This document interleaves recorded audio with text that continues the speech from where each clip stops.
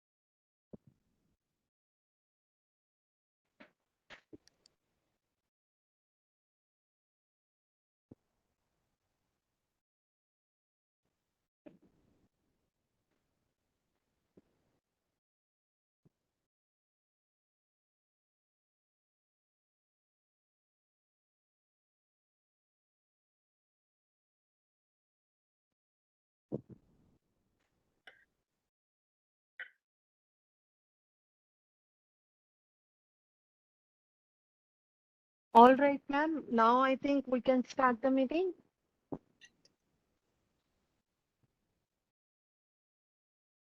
So a very good evening to each one of you who's present here to attend this session on decision making. See, as teachers, as well as people who are supposed to encourage children to become responsible and take up studies or that we teach seriously, decision making is something that is always required to be encouraged, right? So this will be the topic today.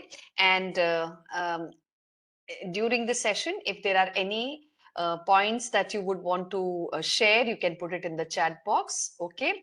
And maybe questions can be taken up at the end of the session. All right, so let us start off. Okay, so I would first want to make you understand what is the meaning of decision and how do we take the word decision making in our stride. Okay, so decision making is the process of making choices, right? ये करना है, ये करूं या ना करूं, these thoughts which keep coming in our minds make us wonder whether am I taking a right call for doing something, is it the right thing to do, or would it hamper my thought process if I do this. So making choices is identifying possibilities. ये हो सकता है या नहीं हो सकता है, these are the thoughts that come. So we have lot of areas where decisions have to be taken at home, at place of work. So whatever I talk about, my dear teachers, it is basically applicable in your personal life as well as your professional life. So understand that it has implications on personal life as well as professional life. Okay, so when we are able to make choices for identifying possibilities, gathering informations, अब आपको you have to guide children to take up some professional course. ठीक है, तो आप बच्चों को कैसे guidance देंगे? आप उनको कई सारी पॉसिबिलिटीज बताएंगे। देखिए, आप ये कोर्स कर सकते हैं, आप इंजीनियरिंग के लिए जा सकते हैं, मेडिसिन के लिए जा सकते हैं, लॉ के लिए जा सकते हैं, डिजाइन कोर्स के लिए जा सकते हैं। So these are the possibilities that we talk about, right? And out of these possibilities, after weighing pros and cons, we take up a decision, है ना? ये समझ के कि सारी इंफॉर्मेशंस जो मैं गैदर कर रहा हूं और इसमें क्या क्या चॉइसेस हैं, क्या क्या पॉसिबिलिटीज है, इन सब को नाप तौल कर जो हम डिसीजन लेते हैं, जो हम चॉइस लेते हैं लाइफ में, that is decision. Okay, decision making. And we also assess alternative resolutions. अगर ये नहीं तो फिर क्या? This is another thing that we ask ourselves, right? So decision making is a step by step process, and it can help us to make more deliberate and thoughtful decisions. आप सोच समझकर किसी विचार करके जिस भी चीज को करने की कोशिश करते हैं वो बहुत ऑर्गेनाइज्ड होता है, right? So as a teacher, how can you be a good decision maker?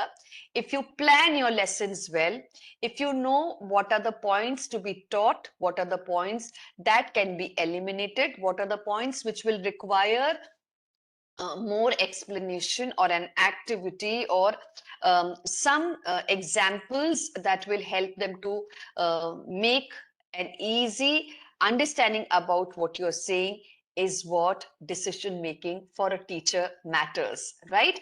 So you can take thoughtful decisions by organizing relevant information and defining alternatives. Relevant informations को आपने लाइन अप कर दिया कि मैं ये पढ़ाऊंगा, इसके अंडर मैं ये से पॉइंट्स लूंगा, इसके बाद ये एक्टिविटी करूंगी या क्विजेस करूंगी, whatever plans, you know, there is a set of plans that you think of and you can do, right? And इसमें ये भी हो सकता है कि आप ऑल्टरनेटिव्स को भी डिफाइन कर सकते हैं. Okay, for the first period I will do this, in my next class I will do this. पहले वाले सेशन में मैं एक्सप्लेनेशन और एक्टिविटी करूंगी, नेक्स्ट में मैं इसके क्वेश्चन आंसर्स करूंगी, probably in the third one I will do an assessment. So you have, you know, alternatives also readied for you, right? This approach increases the chance of getting the most satisfying alternative possible. जो सोच समझ के हम काम करते हैं, जो planning के साथ काम करते हैं, जो काफी मेहनत के साथ ऑर्गेनाइज करके हम काम करते हैं, ऐसे में आपकी डिसीजन मेकिंग सक्सेसफुल होती है और हम लोग जो अल्टीमेट एम सोच के चलते हैं उसको अचीव करने में सक्सेसफुल होते हैं, right? So this is about the meaning of decision making. So the dictionary meaning of the word decision, let me just explain to you. A conclusion or resolution after consideration. बहुत सोच विचार करने के बाद जिस चीज पर आकर हम अपना हम लोग तय कर लेते कि अब यही करना है, वो conclusion, वो resolution after consideration of lot of plans is decision. The action or process of deciding something or of resolving a question. काफी सारे सोच विचार करने के बाद जिस सवाल का जवाब हम अपने दिमाग में ला पाते हैं और हम जो शेयर कर पाते हैं, रिजॉल्व कर पाते हैं, किसी भी समस्या का अपने पास अगर प्रॉपर सॉल्यूशन है, वो आपका डिसीजन में होता है, फाइनल डिसीजन होता है, राइट? द एबिलिटी और tendency to make decisions quickly, फटाफट डिसीजन लेना. देखिए, बहुत सोच विचार करके करने वाले कई काम होते हैं. कुछ समय कुछ चीजें ऐसी होती है जिसमें हमें इंस्टेंट डिसीजंस लेने पड़ते हैं, हमारे पास समय नहीं होता है. ऐसे में क्या हम गुड डिसीजन मेकर्स हैं? ये सवाल अपने आप से करना चाहिए, क्योंकि decision making should be thoughtful and sometimes it should not take too much of time also. क्योंकि आप कई बार किसी चीज को सोचने में अगर समय निकाल देते हैं तो चीज आपके हाथ से निकल जाती है, right? So you need to have a time frame attached to things that you are deciding, right? So quick decisiveness is very important in our lives. कुछ चीजें हमारे लिए नहीं रुकती है तो हमें तुरंत अपने decisions बनाने पड़ते हैं, right?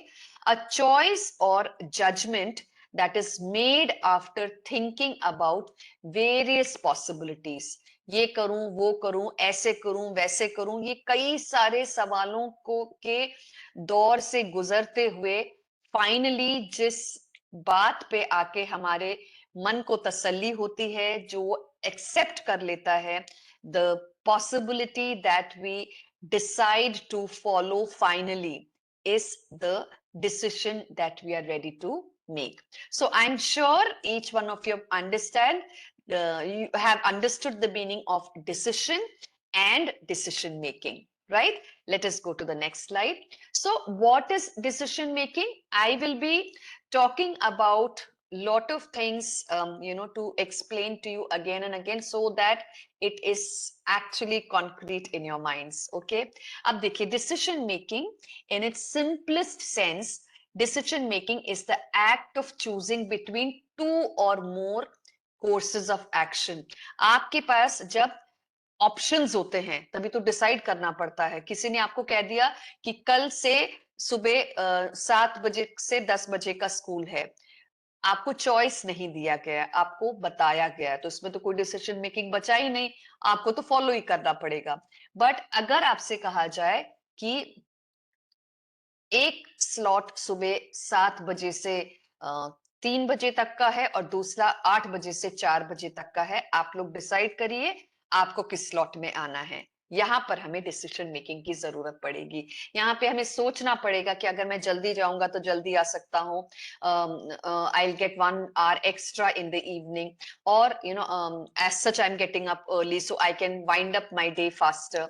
Others may think, I will have to get up 1 hour early. I will have to, hurry up doing things. Maybe my child will, suffer if I leave early. Maybe my family will be disturbed with the new change in time. So these are decisions that we make, right? Now, in the wider process of problem solving, जब हम problem solving की बात करते हैं, कोई समस्या का हमें सुलझाने के लिए तरीके ढूंढने पड़ते हैं, right? तब क्या किया जाता है? जब problem solving is your ultimate aim, then what you do, then decision making will involve two possible things. ठीक है, दो तरीके से होता है ये process of solving problem through decision making will happen in two ways. One is intuitive, other is reasoned process. तो एक होता है इंट्यूशन के द्वारा और दूसरा होता है रीजनिंग के द्वारा. अब इंट्यूशन और रीजनिंग को समझ लेते हैं हम लोग. Intuition is using your gut feeling about possible course of action. मेरे मन में से एक आवाज उठी, ये करना है, यही सही है. This is intuition. मैंने इसमें कोई मतलब ढूंढना, समझना, फैक्ट्स एंड फिगर्स को फाइंड आउट करना, ये कुछ नहीं किया है. मेरे मन में आया, मेरा मन कहता है कि ये सही डिसीजन है, तो वो इंट्यूशन है, राइट? इंट्यूशन से भी कई बार हम लोग डिसीजन लेते हैं. कई बार कहते हैं ना कि मेरा मन कहता है कि ये ऐसा ही होना चाहिए. Sometimes it is not reasoning that we do. We depend upon what our gut feeling says, what our heart says, what our mind tells us, right? So although people talk about it as if it was a magical sense, intuition is actually a combination of past experience and your personal values. अब ये intuitions किस पे depend करती है? अचानक से तो कोई थॉट आपके अंदर नहीं आती ना. एक्चुअली इंट्यूशन वो होता है कि आपके पुराने एक्सपीरियंसेस में पहले ऐसे हुआ था, उससे पहले ऐसे हुआ था, तो मुझे लगता है ऐसे कर लेना चाहिए. ये इंट्यूशन आपको, ये जो प्रीवियस आपका एक्सपीरियंस है, ये आपको मदद करता है डिसीजन लेने में, राइट? और अपने पर्सनल वैल्यूज भी होते हैं. मैं अपने कामों को इस तरीके से करता हूं, इसलिए मुझे ये डिसीजन लेना चाहिए. So this is also a way of thinking. It is worth taking your intuition into account because it reflects your learning about life. कई बार हमारे जो intuitions हैं बहुत सही होते हैं, right? तो कभी भी अगर हमारा दिल कुछ कह रहा है, depending upon what has happened in the past, we must go with it because it helps us to know that at least this is tried and tested, right? At least I know previously ऐसे हुआ था, तो आगे भी शायद यही होगा, तो मुझे ये डिसीजन ऐसे ले लेना चाहिए, राइट?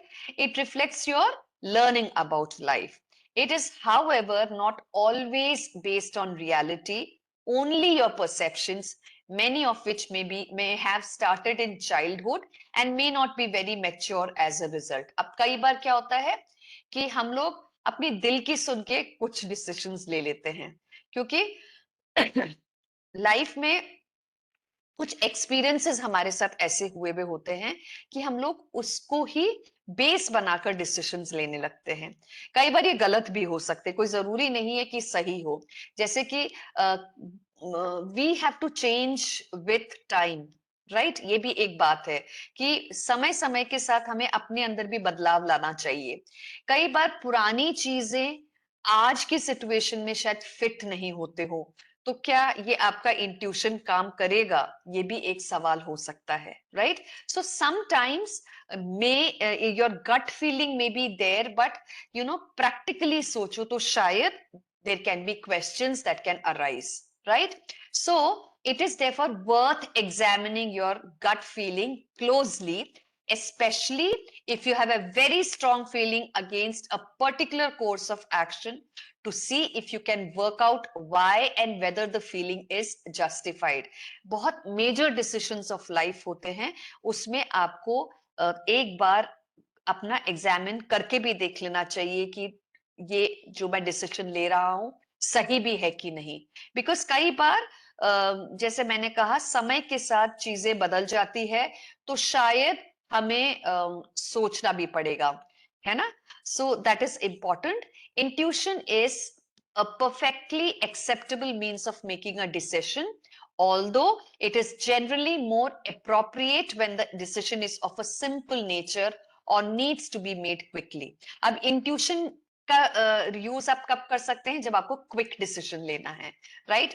रेलवे स्टेशन पे खड़े हैं, आपको like this can be an example for Mumbai people, like आप लोकल ट्रेन के लिए खड़े हैं, और एक 6:05 की ट्रेन है और एक 6:07 की ट्रेन है। 6:05 की स्लो ट्रेन है, 6:10 की फास्ट ट्रेन है। डिसीजन बनाना है कि फास्ट ट्रेन लूं या स्लो ट्रेन लूं। 2 मिनट और रुकना पड़ेगा, हो सकता है 2 मिनट के बाद वाली ट्रेन में ज्यादा भीड़ हो। दीज थॉट्स कम बहुत जल्दी जल्दी हमारे दिमाग में आते हैं। ऐसी सोच, ऐसे समय पे इंट्यूशन आपका वर्क करता है कि कभी कभी लगता है, मैंने कई बार देखा है, शायद फास्ट ट्रेन में भीड़ ज्यादा होती है because people want to take trains which are reaching faster and may be stopping at lesser stations. हो भी सकता है कि मुझे जहां उतरना है वहां वो ट्रेन रुकती ना हो। So you have to think of all the possibilities quickly and take decisions. So intuitions help you to take quick decisions. Intuitions helps you to take simpler decisions in life. Major decisions in life cannot be done only through intuitions, right? This is the difference. Now reasoning क्या होता है? Reasoning is using the facts and figures in front of you to make decisions. हमारे आंखों के सामने, हमारे आसपास जो facts and figures हैं, उसके बेसिस पे जब हम डिसीजन लेते हैं, तब उसको रीजनिंग कहते हैं। Reasoning has its roots in the here and now and in facts. मतलब इस वक्त यहां, और फैक्ट्स के जरिए जो डिसीजंस लिए जाते हैं उसको हम रीजनिंग वाले डिसीजंस कहते हैं। It can however ignore emotional aspects to the decision. अब जैसे बताया, ये बहुत practical kind of decision making होता है, तो जो इमोशनल कनेक्ट्स होता है, कई बार उसको वो ओवरलुक कर जाता है। And in particular issues from the past that may affect the way that the decision is implemented. कई बार हो सकता है कि पास्ट में इसका कोई और इफेक्ट रहा हो, इस तरह के एक प्रॉब्लम का, और इस वक्त हम आज के फैक्ट्स एंड फिगर्स के साथ और नए तौर तरीकों के बेसिस पे अगर हम डिसीजन ले रहे हैं, तो हो सकता है कि वो हमें अपने इमोशनल कनेक्ट से थोड़ा सा हटके प्रैक्टिकल होने की जरूरत पड़ सकती है, right? More complicated decisions tend to require a more formal and structured approach, usually involving both intuition and reasoning. अब देखिए, जब आपको बहुत मेजर डिसीजंस लाइफ के लेने पड़ते हैं, तो आपको इंट्यूशन और रीजनिंग दोनों का इस्तेमाल करना पड़ता है। इंट्यूशन इसलिए कि यस, मेरे हिसाब से पिछली बार ऐसे हुआ था, तो ऐसे होने की संभावना है, किंतु आज की दौर पे ये वाली चीजें पहले जैसे अवेलेबल नहीं है, तो शायद मेरे सोच को थोड़ा चेंज करके I will have to take this kind of a decision, right? This is when you take both things into consideration. It is important to be wary of impulsive reactions to a situation. कोशिश करके impulsive होके decisions नहीं लेने चाहिए. आज मेरे पास मेरे bank account में पैसे आ गए और मेरा मन हो रहा है कि आज ही जाके एक बाइक खरीद लूं. मन कह रहा है कि बाइक ले लो क्योंकि तुम बहुत दिनों से बाइक लेना चाहते थे, और प्रैक्टिकलिटी बता रही है कि मेरे पास पैसे भी हैं तो मैं बाइक ले सकता हूँ. मैं ज्यादा सोच विचार करने लगूंगा तो I will have lot of things to think of, pros and cons. क्या बाइक अभी इंपॉर्टेंट है या इससे इंपॉर्टेंट मेरे पास कोई चीज है लेने की? अब ये रीजनिंग की तरफ भाग रहा है. और इंट्यूशन क्या कह रहा है? यार अभी पैसे हैं इस वक्त और किसी में खर्च होने से पहले let me buy it and finish it off, let me enjoy, let me live in the moment. इस तरह से आप इम्पल्सिव होके डिसीजन ले लेते हैं. कुछ समय के बाद ये इम्पल्शन कई बार हमें बहुत दुख भी देता है, क्योंकि हमें लगता है अरे उस वक्त बाइक नहीं ली होती तो आज ये पैसे मैं शायद किसी और काम के लिए इस्तेमाल कर लेता, या उससे इंपॉर्टेंट उस वक्त जो दिखाई देता है उसके बारे में कहा जा सकता है कि मैं इसमें कर सकता था. Right? So this is how decision making can reflect and can become a good decision or not so good decision. So how do we make decisions? Now I will talk about few steps which can help you to take decision. I will explain this again, so don't worry. Let us take it one at a time, right? First of all, identify the decision. You realize that you need to decide. आपको पता है कि मुझे कुछ ये decision लेना है. Try to clearly define the nature of the decision you must make. This first step is very important. जब हमें डिसीजन लेना है किसी भी काम के लिए, अब जैसे बच्चों की भी बात करें, क्लास में आपको क्लास के बच्चों को आइडेंटिफाई करना है उनकी कैपेबिलिटीज के बेसिस पे, राइट? बहुत जो एकेडमिकली ब्राइट बच्चे हैं, मीडियम पेस्ट वाले बच्चे हैं, और जिनको सपोर्ट करना है ऐसे बच्चे हैं. आपको आइडेंटिफाई करना है, आपको उनके लिए स्ट्रैटेजी प्लान करनी है. देखिए, ये एक डिसीजन है आप ले रहे हैं कि आज से मैं बच्चों की कॉम्पिटेंसी के हिसाब से पढ़ाई कराऊंगा, तो मुझे अपना कोहोर्ट करना आना चाहिए, राइट? मुझे ये समझ में आना चाहिए कि मैं अलग अलग लेवल के बच्चों को किस तरह क्लास में डिवाइड करूं, किस तरह की एक्टिविटीज में अपने बच्चों के लिए प्लान करूं, उनकी ग्रुपिंग में कैसे करूं. See, these are decisions that you make as a teacher. You have to have a very clear understanding. You have to have a very clear line of action in place, right? So this is, first of all, आपने अपना क्या decision लेना है. पहले तो आपका जो problem है उसको आपने समझ लिया. उसके बाद क्या डिसीजन मेरा हो सकता है उसके ऊपर फोकस करना शुरू किया. Gather relevant information, collect some pertinent information before you make your decision. What information is needed, the best sources of information, and how to get it, right? This step involves both internal and external work. ये आपका mind वाला work भी है और physical work भी होगा, क्योंकि कुछ बच्चों के बारे में, जैसे बच्चों के बारे में जानकारी है, मेंटली आप सोचने लगते हैं हाँ क्लास में ये बच्चा बहुत अच्छे सवालों का जवाब देता है और वो थोड़ा सा शांत है, तो ये मेंटल वर्क चल रहा है. फिजिकल वर्क होता है जब आप इनके बेबी के नोटबुक्स देखते हैं या रिपोर्ट कार्ड चेक करते हैं, तो ये फिजिकली आप उनको आइडेंटिफाई करने की कोशिश कर रहे हैं, right? Some information is internal, you will seek it through a process of self assessment, जैसे मैंने बताया. Other information is external, you will find it online, in the books, from other people or other sources, right? Third step is identify the alternatives. अब देखिए, plan A, plan B, plan C, मैं तो हमेशा कहती हूं कि अपने किसी भी काम के लिए एक प्लान के साथ कभी ना चलिए. पहला प्लान अगर सफल नहीं होता है तो प्लान बी तो आपके पास होना चाहिए. प्लान सी मतलब एक्सट्रीम इमरजेंसीज के लिए होता है. ए बी सी प्लान्स का यूज करके अगर आप काम करते हैं तो believe me, your work will never get stalled. रुकेगा नहीं काम आपका, आपका काम चलता रहेगा, क्योंकि आपने तैयारी उस तरीके की करी है. right? So identify the alternatives. As you collect information, you will be probably identifying several possible paths of action or alternatives. अब जब करने लगते हैं किसी काम को, तो आपके पास कई सारे alternatives दिखाई देते हैं, कई सारे options नजर आते हैं, right? You can also use your imagination and additional information to construct new alternatives. कुछ ready-made alternatives होते हैं, कुछ आप सोच के उसमें से नया कुछ सोच के निकालते हैं, right? In this step, you will list all possible and desirable alternatives.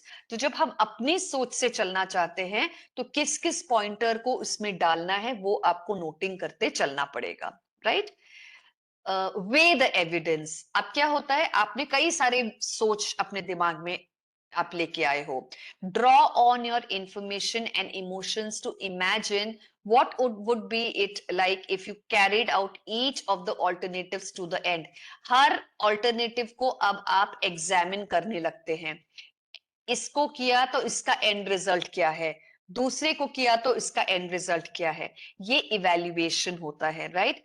Evaluation whether the need identified in step 1, what was the step 1, identify the decision, right, would be met or resolved through the use of each alternatives. मेरे पास जितने alternatives हैं, इससे क्या मैं वो end result पा रहा हूं या नहीं.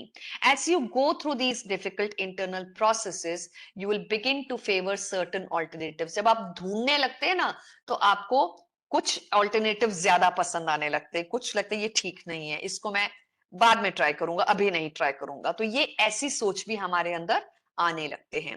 Those that seem to have a higher potential for reaching your goal, जहां हम क्विकली पहुंच सकते हैं, ऐसे ऑल्टरनेटिव्स. अब ये डिसीजन मेकिंग का एक और बहुत अच्छा और मजेदार एग्जांपल आपके साथ शेयर करती हूँ, वेट लॉस. कितने लोग हैं हमारे बीच में जो वेट लॉस के बारे में बहुत सीरियसली सोचते हैं, डिसीजंस बनाते हैं, उसके बाद प्लान्स भी बनाते हैं. कुछ लोग सस्टेन कर लेते हैं तो सक्सेसफुल हो जाते हैं, और कितनी बार ऐसा होता है कि we fail because we have not planned it properly, right? So here weighing the evidence has a very important part.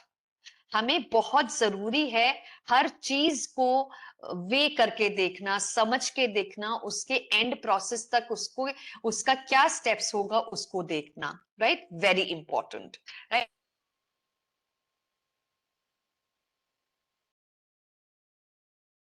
Alternatives आए तो आपने इसको वे करना शुरू किया कि इसमें कौन सा मेरा वर्कआउट होगा, कौन सा नहीं होगा, ये देखना शुरू किया, राइट? तब समझ में आता है कि देखिए, this is the most strongest one that I can use.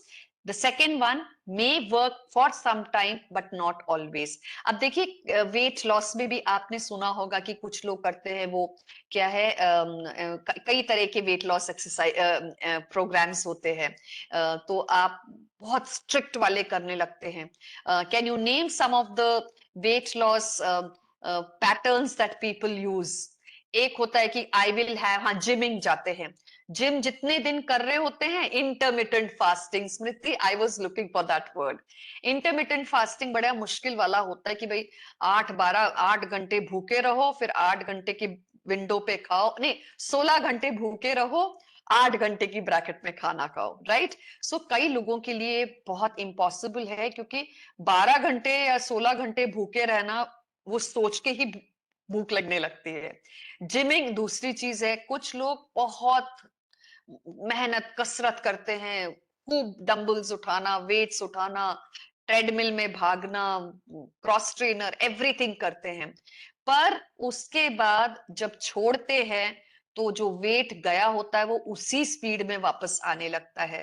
क्योंकि this is not the most, अब सिर्फ आप एक्सरसाइज के भरोसे रहेंगे तो भी मुश्किल है. आपको प्लान कैसे करना होता है कि I will do exercise also and I will take care of my food also, right? आपको बैलेंस्ड एक्ट की जरूरत होती है. जो लॉन्ग टर्म काम आता है, जैसे योगा के लिए बोलते हैं, लॉन्ग टर्म काम आने वाला एक्सरसाइज फॉर्म है ये, राइट? आपके वेलनेस पे वर्क करता है, राइट? एंड योगा के साथ में अगर जब आप अपने फूड हैबिट्स को करेक्ट करते हैं तो आपका वेट लॉस थोड़ा अच्छे स्टाइल में होने लगता है। Yes, meditation helps you to balance your mind, right. इन सब चीजों में क्या होता है कि आपका दिमाग को भी ठंडा रखना बहुत जरूरी है, क्योंकि आपके माइंड में कुछ और चल रहा होता है। आप कमर तोड़ एक्सरसाइज भी कर रहे हैं, भूखे अलग रह रहे हैं, भूख के कारण इरिटेशन भी बढ़ रही है। तो खाने का ऐसा होता है कि जब आप, if you look at a plan which is workable, only then you can do it. So this was an example purely for making it simple, breaking it into simple parts. But यही process होता है teachers के लिए भी, teaching के लिए भी। किस प्रोसेस को हम इस्तेमाल करें क्लास में, किस टेक्निक को हम इस्तेमाल करें जिससे कि बहुत अच्छी लर्निंग हो सके क्लास में, राइट। Choose among alternatives. अब नेक्स्ट स्टेप होता है, जब इतने ऑल्टरनेटिव्स थे उसको हमने उसके नाप तोल कर लिया, उसके बाद हमने उसके शॉर्ट लिस्टिंग भी कर ली। Once you have weighed all the evidence, you are ready to select the alternative that seems to be the best one for you. ये शॉर्ट लिस्टेड में से फाइनल वन क्या डिसाइड करना है, वो जब हम पिक करते हैं वहां पर हमारा बहुत सारा सोच जा चुका होता है, right. So that is what we do. Then take action. आपने अब ऑल्टरनेटिव भी सोच लिया है, अब आप एक्शन पे आ गए हैं। You are now ready to take some positive action by beginning to implement the alternative that you have chosen, right. जो चूज किया है उस ऑल्टरनेटिव को आप फाइनली करने के लिए तैयार हो जाते हैं और कर भी देते हैं, राइट। और सेवेंथ स्टेप होता है रिव्यू करना अपने डिसीजन को, और जो जो ऑल्टरनेटिव चूज किया है उसके क्या क्या रिजल्ट आए, क्या कॉन्सिक्वेंसेस हुए, वो समझना। So in this final step consider the results of your decision and evaluate whether or not it has resolved the need you identified। जो आपने, आपका जो स्टेप वन में जो क्वेश्चन था दिमाग में, क्या वो अब सॉर्ट आउट हो चुका है। आज मैंने जो क्लास में पढ़ाया है वो मेरी एक हफ्ते की मेहनत थी। मैंने उसको बहुत सारी प्लानिंग करी, उसकी वर्कशीट्स बनाई, उसके एक्टिविटी शीट बनाई, मैंने प्रोजेक्ट भी उसके बेसिस पे बनाया, मैंने क्वेश्चन पेपर भी बनाया, क्वेश्चन बैंक भी बनाया, बच्चों के साथ में क्या क्या शेयर करना है उसका सिनॉप्सिस भी बनाया। उसके बाद मैंने क्लास कंडक्ट करी और मुझे लगता है मेरा क्लास बहुत सक्सेसफुल हुआ, क्योंकि मेरे इसके अंदर इन डेप्थ प्लानिंग गई थी, right. Sometimes you may say that it did not work because मेरी प्लानिंग कुछ ज्यादा ही इलेबरेट हो गई, मैंने बहुत ज्यादा प्लान कर लिया और मेरे पास उतना समय नहीं था उसको कंप्लीट करने के लिए। Now you are evaluating your decision making. Now here you may want to repeat certain steps, you may want to change certain steps, you may want to eliminate some steps, or you may want to continue exactly what you have done in the next activities also. So this is how we think of making decisions. Now अब ये decision making में कौन कौन से रोड़े होते हैं जो आपको डिसीजन लेने नहीं देते, right. There are a number of problems that can prevent us from effective decision making. First of all, not enough information. Decision लेना चाहते हैं पर उसके बारे में मेरे पास जितनी जरूरत है उतनी इंफॉर्मेशन नहीं है। फॉर एग्जाम्पल, आप अपने बच्चों को कोई 12th स्टैंडर्ड के बाद में आप बच्चों को कोर्सेज में भेजना चाहते हैं, आप डिसाइड ही नहीं कर पा रहे हो, अरे मैं ये करवाऊं ये करवाऊं, इसका तो मुझे पता भी नहीं है यहाँ किस किस कॉलेज में सब्जेक्ट का अवेलेबिलिटी है, कितने मार्क्स चाहिए होंगे, कितनी ड्यूरेशन का है। So not having enough information can be a major hindrance for your decision making. So take some time to gather the necessary data to inform your decision, even if the time scale is very tight। कई बार समय कम होता है, लेकिन जब तक आप in depth understanding के साथ नहीं करते हो तब तक आपकी सक्सेसफुल होने की संभावना कम होती है। So if necessary, prioritize your information gathering by identifying which information will be most important to you। अब यहाँ पर आपको सबसे पहले सबसे इंपॉर्टेंट वाली इंफॉर्मेशन क्या है वो आइडेंटिफाई करना पड़ेगा। अब दूसरा इसका क्या प्रॉब्लम हो सकता है, having too much of information. The opposite problem, but one that is seen surprisingly often, so much conflicting information that it is impossible to see the wood for the trees. अब क्या होता है कि कई बार हम लोग इतनी ज्यादा इंफॉर्मेशन रखते हैं कि उसी में कंफ्यूज हो जाते हैं, right? This is sometimes called analysis paralysis and is also used as a tactic to delay organisational decision making. Organisations में जब बड़ी बड़ी डिसीजंस लेने होते हैं तो इसी तरह से खूब सारी इंफॉर्मेशन फ्लोट कर दी जाती है और इसमें लोगों को सोचने में मजबूर कर दिया जाता है। सोचते रहिए, अब डिसाइड करते रहिए, बहुत सारा दिमाग लगाने की जरूरत पड़ती है फिर, right? This problem can often be resolved by getting everyone together to decide what information is really important and why, and by setting a clear time scale for decision making including an information gathering stage. जब बहुत सारे information है तो अपने team में बांट दीजिए हर information को एनालाइज करने के लिए। हर एनालिसिस का उसके बाद में जब आप yeah, flooded data can cause barrier, and that is why we say that, you know, this data has to be then distributed to people so that they can think about it and then have a brainstorming where pros and cons of each of the things can be looked into, right? Too many people, कई बार क्या होता है, बहुत सारे लोग होते हैं decision लेने के लिए। अब एक बच्चे का एडमिशन होना होता है, दादा दादी, नाना नानी, पापा मम्मी, मामा मामी, चाचा चाची, बड़े भैया, छोटे भैया, पड़ोसी, इतने सारे लोग बन जाते हैं डिसीजन मेकर्स।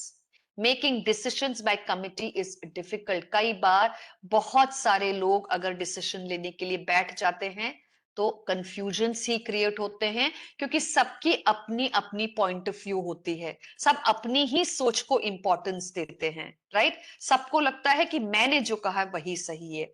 अब इन सब चक्करों में क्या होता है कि सबके क्वेश्चंस को एक्सेप्टेंस ना मिलने के कारण, या घर के सबसे, परिवार के सबसे बड़े की बात मानने के चक्कर में हो सकता है कि आपने गलत से डिसीजन ले लिया, या सबसे बड़े की बात ना मानकर आपने बच्चे की बात मान के आपने डिसीजन ले लिया तो प्रॉब्लम्स खड़ी हो गई। It can be anything.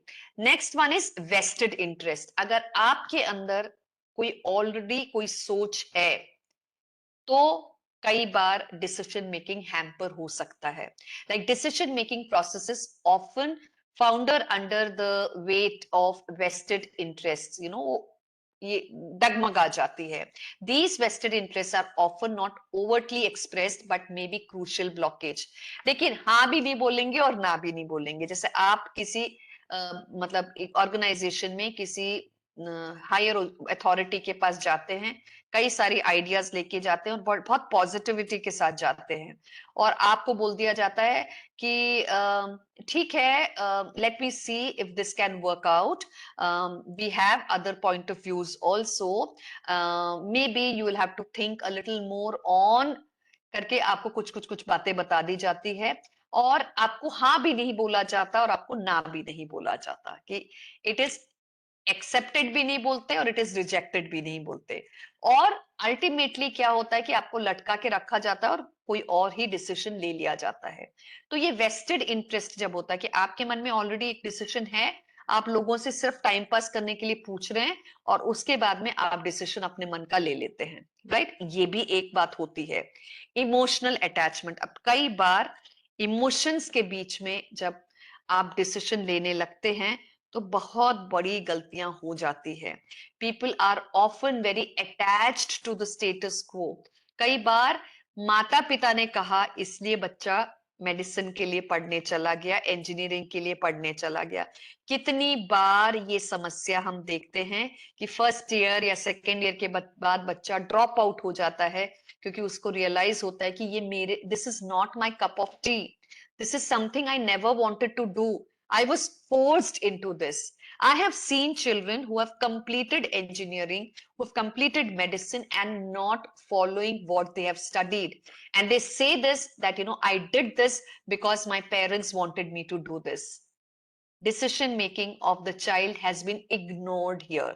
तो इमोशनल अटैचमेंट के साथ कई बार डिसीजंस गलत भी हो जाते हैं, कई बार डिसीजंस ऐसे हो जाते हैं जो लोग जिंदगी भर उसको बहुत अपसेट होकर उसकी तरफ देखते हैं. Now also remember that deciding not to decide is also a decision. कई बार आपके पीछे लोग पड़ जाएंगे, आप डिसीजन लीजिए, करिए इसको. नहीं डिसीजन लेना है, नहीं करना है, ऐसी भी सिचुएशंस आते हैं. ये सिचुएशंस कब आते हैं? जब आपको पता है कि आपके डिसीजन लेने का कोई फायदा नहीं है, आपके कहने या ना कहने पर भी होना तो वही है जो कोई और कह रहा है.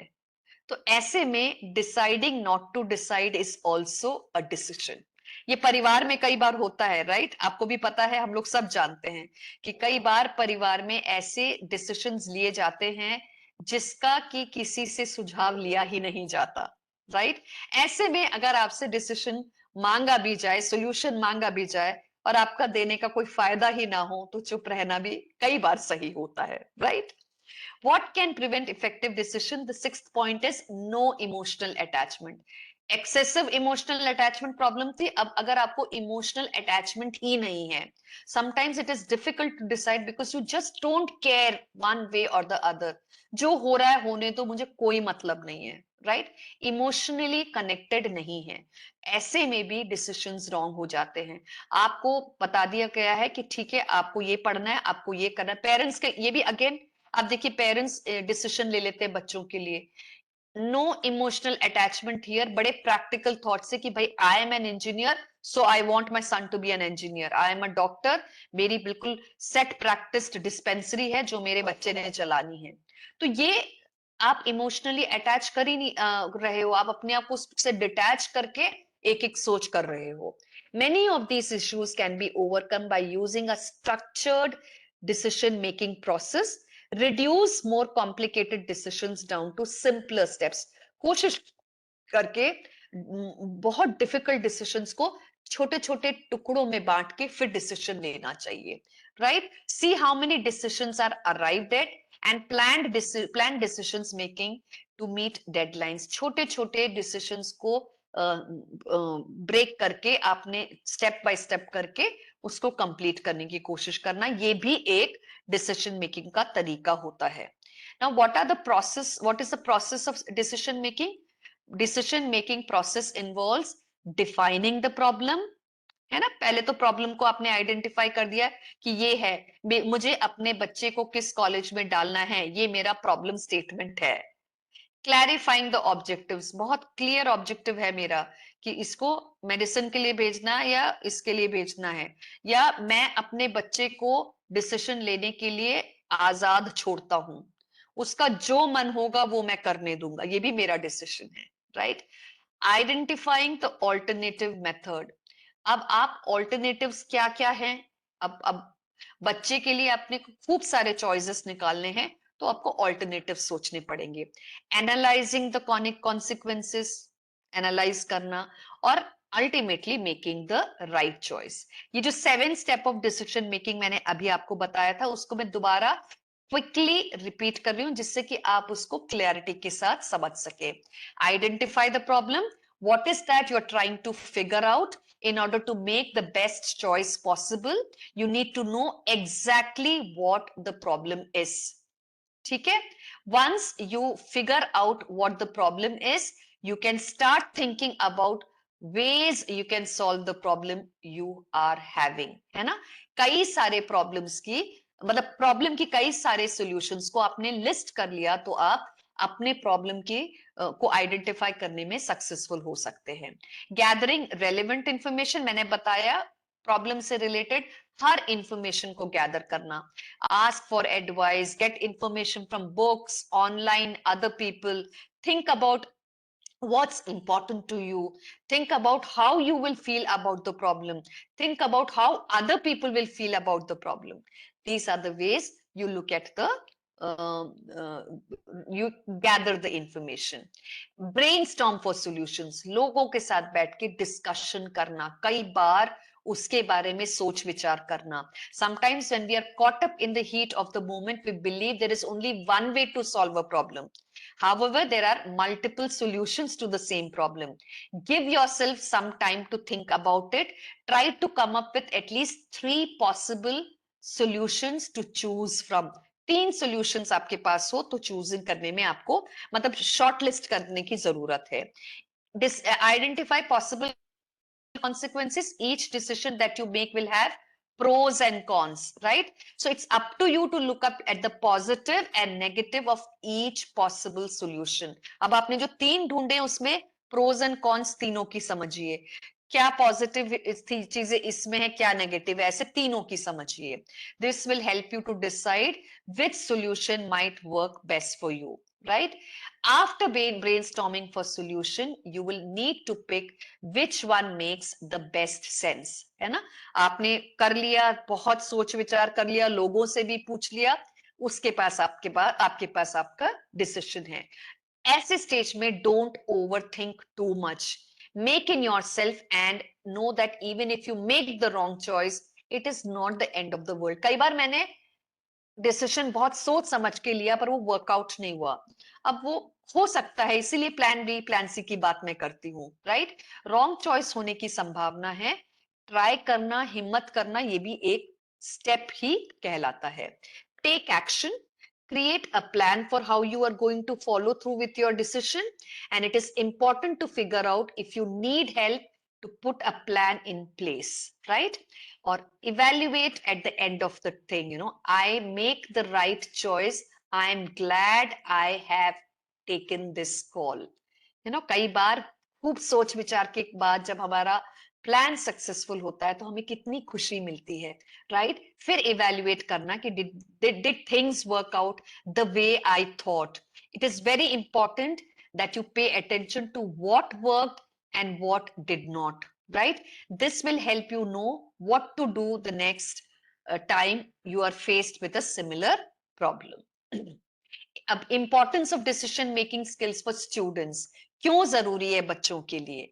सेल्फ डिटर्मिनेशन लर्निंग डिसेबिलिटीज वाले बच्चों के लिए अलग होती है और अंडरस्टैंडिंग स्ट्रेंथ्स एंड वीकनेसेस. अब देखिए, सेल्फ डिटर्मिनेशन का क्या मतलब हुआ कि मेरे अंदर कितनी नॉलेज है, मेरी क्या बिलीफ है, मेरी स्किल सेट्स क्या है, what are my goals, what is the behavioural approach that I take towards taking steps. This is enhanced with knowing and valuing oneself. जब मुझे अपने बारे में, अपनी सोच के बारे में पता होगा तो बहुत सारी चीजें डिसाइड करने में मदद मिलती है. मैं कर सकता हूं या नहीं कर सकता हूं, ये भी एक बहुत बड़ा फैक्टर होता है डिसीजन मेकिंग के लिए. बच्चों को सिखाना बहुत जरूरी है. लर्निंग डिसेबिलिटीज जब बच्चों को होती है और उसको आइडेंटिफाई नहीं किया जाता है तो बच्चों को कितनी तकलीफ होती है. कितने टीचर्स उनको ब्रांड कर देते हैं, गुड फॉर नथिंग, पढ़ता नहीं है, लेजी है, क्या क्या नहीं बोलते हैं हम लोग, राइट? तो हमें अपने बच्चों के लिए भी डिसीजन मेकिंग में बहुत सोच समझ करके कदम लेने चाहिए. हमें अपने बच्चों को समझना चाहिए, उनकी रिक्वायरमेंट्स को समझना चाहिए, उनकी दिक्कतों को समझना चाहिए, right? Understanding the strengths and weaknesses, बच्चों को ये सिखाना कि हर इंसान में स्ट्रेंथ और वीकनेस होती है. I am maybe very good at speaking. Probably I am not that good at writing it quickly, right? My handwriting may be very good, but maybe I make a lot of spelling mistakes. I may be writing very badly, but I may have a very, very good conceptual understanding about what I'm writing. So बच्चों को उनकी strength और weaknesses समझाना बहुत जरूरी है. Helplessness deals with the effect of failure. कई बार जब हम फेल हो जाते हैं, किसी चीज को में सक्सेसफुल नहीं होते तो हम लोग इतने ज्यादा दुखी हो जाते हैं, इतना होप लूज कर जाते हैं कि दोबारा हिम्मत ही नहीं करते करने की, right? First of all, never be afraid of failures, because failures are stepping stone to success. आप सीखते भी गलतियों से है, ये मानना बहुत जरूरी है, ये बच्चों को समझाना बहुत जरूरी है, राइट। सोशलाइजेशन स्किल्स, एक और चीज होती है कि कभी भी अकेले अकेले हर चीज अचीव कर सकते हैं, ये एक गलत धारणा है, बच्चों को समझाना चाहिए। कोलैबोरेशन से, लोगों के साथ बैठ के ग्रुप एक्टिविटीज में, पेयर्ड एक्टिविटीज में जब बच्चे एक दूसरे से बात करते हैं, समझते हैं, डिसाइड करते हैं, कॉल्स लेते हैं, तब जाके उनको पता चलता है what are right, what are the things which are right and what is not right. जब दूसरों के पॉइंट ऑफ व्यू को समझते हैं, तब समझ में आता है कि ये वाली बात तो मेरे दिमाग में आई ही नहीं थी, right. So you should encourage them to take calls with each other. Teaching decision making skills in the classroom, students can be taught this through these 6 steps. First is framing. What is the problem and how can it be framed as a choice? क्या problem है, उसके क्या क्या choices है, right. Objectives, what things do we care about that could be affected by this decision? What are the alternatives that can be considered? What are the consequences that can happen for what I'm doing?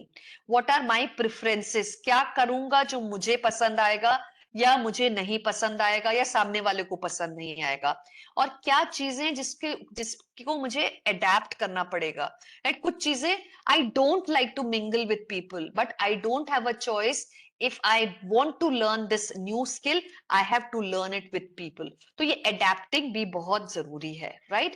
So teachers can impact decision making by deepening the understanding of the standards. बच्चों को अपना standards set करने में मदद कीजिए। एक बहुत bright बच्चा है क्लास में, तो उसका स्टैंडर्ड हायर है, तो आपको उसको हायर स्टैंडर्ड अचीव करने के लिए मदद करना पड़ेगा। कुछ बच्चे ऐसे होंगे क्लास में जिनको अपना ही स्टैंडर्ड पता ही नहीं है, मैं कहां तक जा सकता हूं, मेरी कैपेबिलिटीज क्या है। सिर्फ टीचर्स आपको बहुत ध्यान रखना पड़ेगा इस बात का कि हर बच्चे की कैपेबिलिटी को बहुत ध्यान से ऑब्जर्व करे। बच्चा अगर मिंगल नहीं करता है क्लास में, बातचीत नहीं करता है क्लास में, तो उसके क्या कारण है।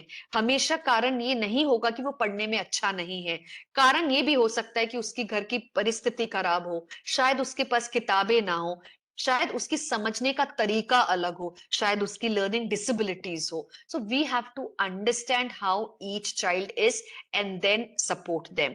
पर्सनलाइज योर करिकुलम, जैसे मैं बोलती हूँ, टीचिंग स्टाइल और लर्निंग स्टाइल का बहुत ध्यान रखना जरूरी है।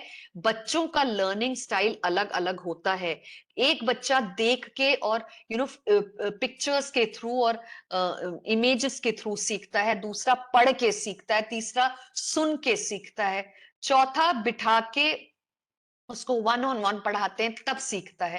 There are different kind of children and we have to personalise our teaching in such a way that we are catering to all kind of children. तो अब आप मुझसे सवाल करेंगे कि एक ही क्लास में मैं 10 तरह के बच्चों को कैसे पढ़ा सकता हूँ। देखिए, आप तरह तरह के टेक्निक को एक ही क्लास में यूज कर सकते हैं।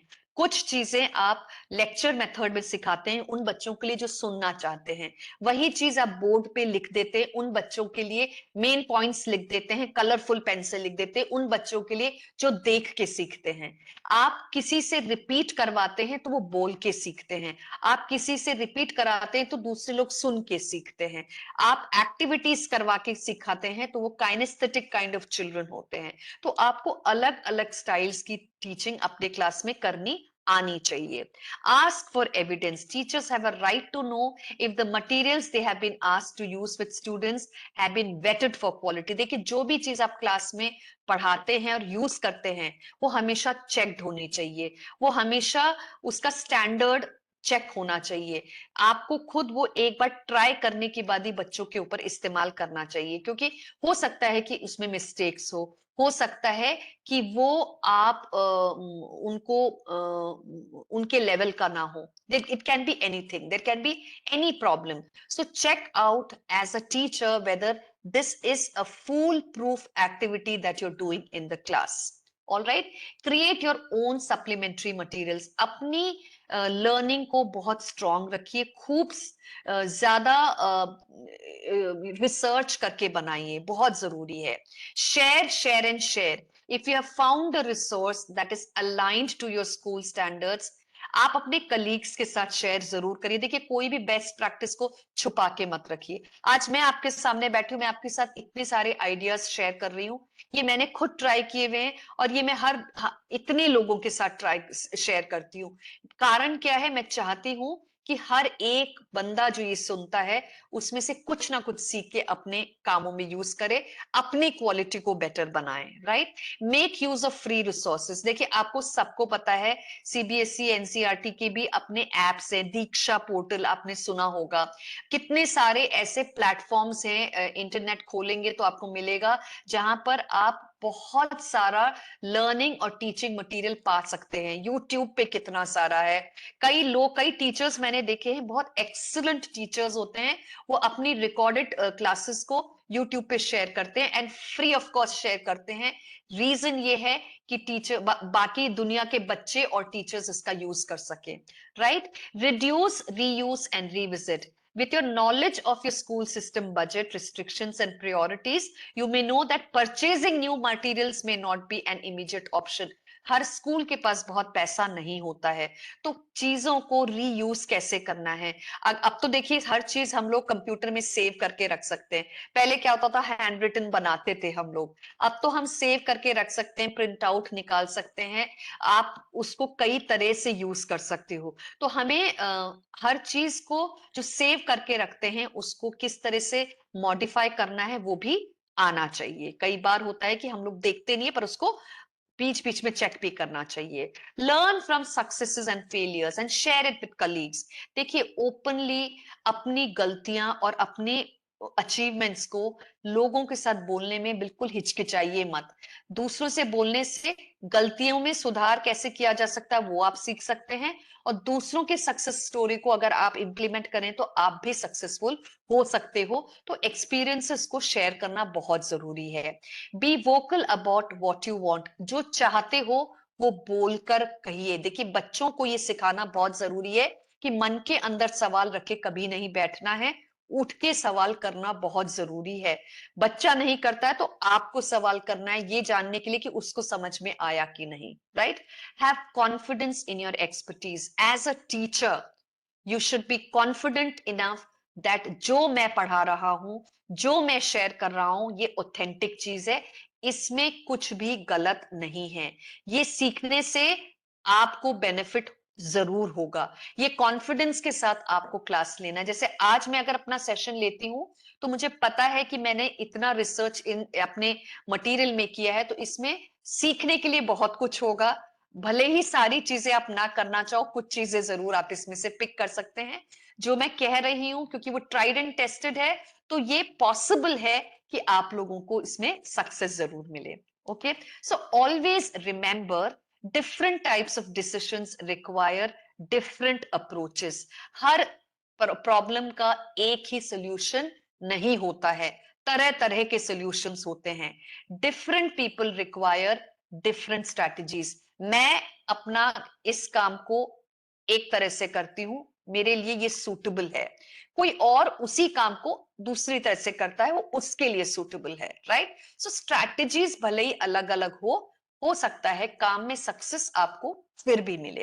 Right, by weaving these approaches into your classroom material, you are giving your students the tools to succeed in the classroom and in life. देखिए as teachers आपको अपनी कैपेबिलिटीज बहुत बढ़ानी है, आपको अपनी अपनी जो सोच है उसको ब्रॉडन करना है। हम लोग 10 साल पुराने तरीके से आज अगर क्लासरूम में पढ़ाना चाहे तो वो वर्क नहीं करेगा। समय के साथ बदलाव करना बहुत जरूरी है, समय के साथ अपनी नॉलेज को अपडेट करना ये भी बहुत जरूरी है। समय के साथ ये जानना कि पहले के और आज के बच्चों में जमीन आसमान का अंतर है, ये भी बहुत जरूरी है। Right, it is better to be approximately right than precisely wrong. देखिए कोशिश करना चाहिए, पूरे सही नहीं तो कम से कम आधा सही, पूरे गलत होने से तो बेहतर है आधा सही तक पहुंच जाना। Right, this is important. So before I end, a few quotations. As usual, I would want to share. It is in your moments of decisions that your destiny is shaped. जब आप डिसीजन मेक कर रहे होते हैं ना, तो आपका destiny shape ले रहा होता है, क्योंकि आपके डिसीजन पे डिपेंड करता है आपका फ्यूचर, आपके plans, right? Decisions are the hardest things to make. कई बार बहुत मुश्किल होती है एक एक डिसीजन लेना, especially when it is choice between where you should be and where you want to be। आप कहाँ होना चाहते हो, अभी इस वक्त कहाँ हो, इस इन डिफरेंसेस में कई बार डिसीजन लेना बहुत मुश्किल होता है। How will you know if it is the right decision if you never make it? आप डिसीजन लोगे ही नहीं तो सही और गलत आप कैसे पहचानोगे? May never make permanent decisions on temporary feelings.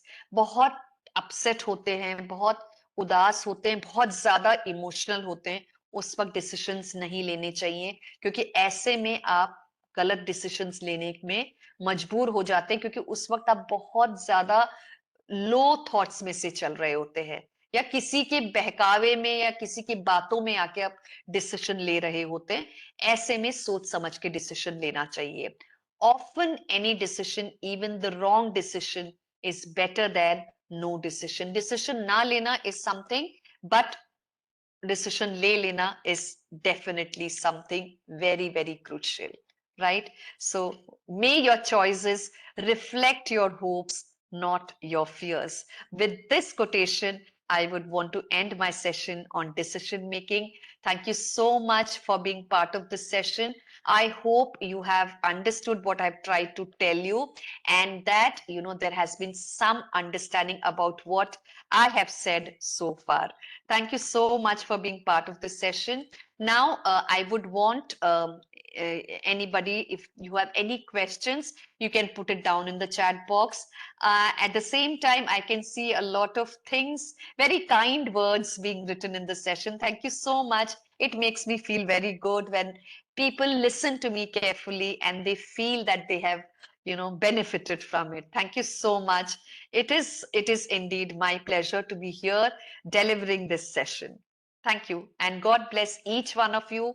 Be excellent teachers in your life.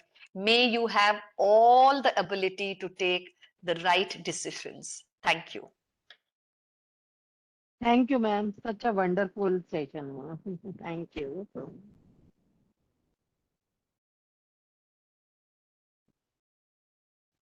Thank you so much. If there are questions, yes, and a very, very happy Teachers' Day to all the teachers. I'm so happy that we are all part of the same fraternity, and we are in the most noble, work that we have taken up. This is the profession that makes people. So, we are in the right profession.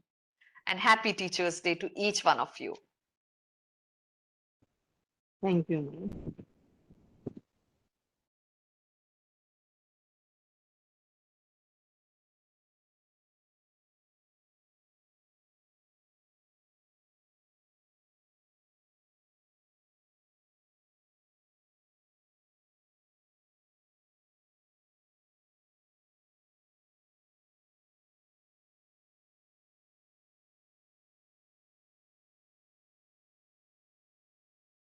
There was a question by Hafiz Siddiq.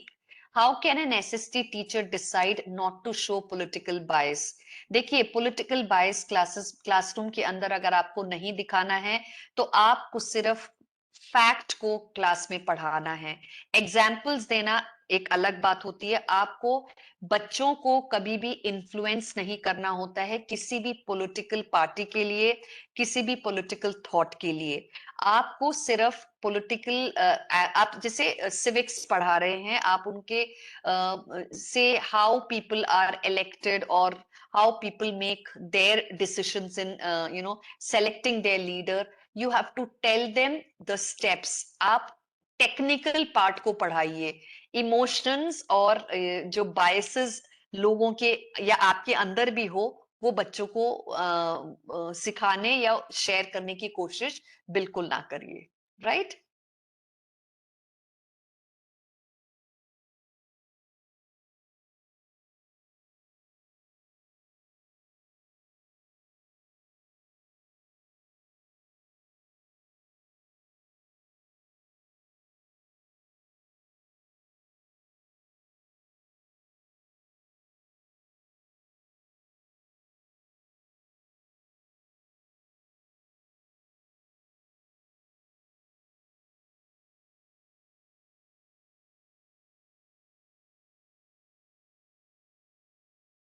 And Rashmi Singh, the quote that you have shared is beautiful. The whole art of teaching is only the art of awakening the natural curiosity of young minds for the purpose of satisfying it afterwards. Beautiful. Well said. See, you can convince your slow learners by helping them with different techniques. Come to their level. Don't run fast with them when the work is given to them. Make sure that you break information in smaller units when you're teaching them. Their homework should be spaced out. You should never give them too much of work, because for them, small steps is what will help them to learn concepts. They may take more time than others. All right. So, Jitendra, I hope that I have answered that question. How to take decision in emergency? Shamal Devnath, emergency में जो decisions होते हैं वो हमारे past life के experiences के based पे होती है, तो intuition के साथ हम लोग काम करते हैं, और प्रैक्टिकली क्या हमें उस वक्त दिखाई देता है माहौल, उस बेसिस पे आपको डिसीजन लेना चाहिए। इंट्यूशन और रैशनल दोनों होकर ही इमरजेंसी में भी क्विक डिसीजन आप ले सकते हैं। Right, I hope that answers your question.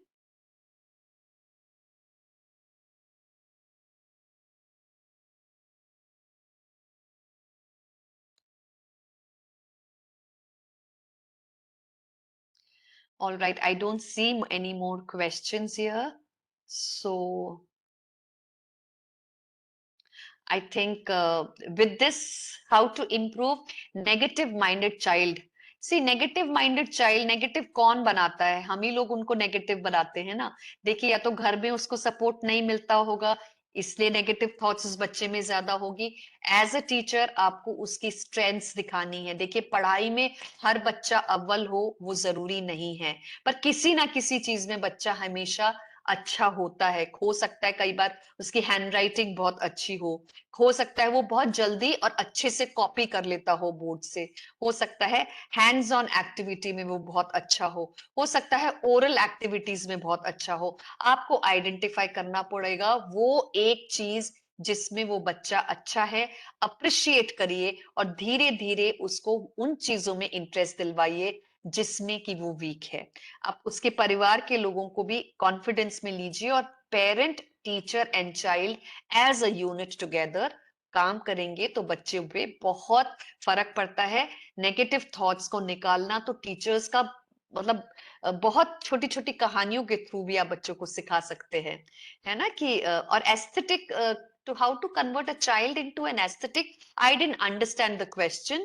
That question is not clear to me. If you can just ask it clearly.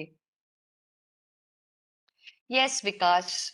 To teach is to touch a life forever. आज जिस बच्चे को आपने पढ़ाया है, इसका इम्पैक्ट उसकी जिंदगी में पड़ने ही वाला है। कई बार आज इस उम्र में भी मैं अपने पुराने टीचर्स को याद करती हूँ, क्योंकि मुझे लगता है उन्होंने जो सिखाया था इसलिए आज मैं ये हूँ। कई बार हमारे फेवरेट टीचर्स, हमारे जुबान पे उनका नाम आता है, right?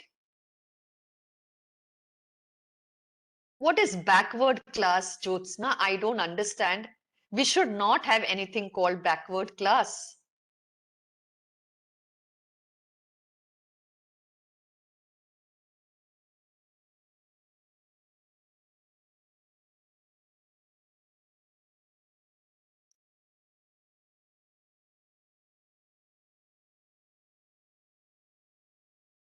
All right. So thank you, PSSC and Jamshedpur Sahodaya, for inviting me for this session. And I hope we can stay connected like this and support each other. Thank you. God bless you. Thank you, ma'am. Sure, ma'am. Okay.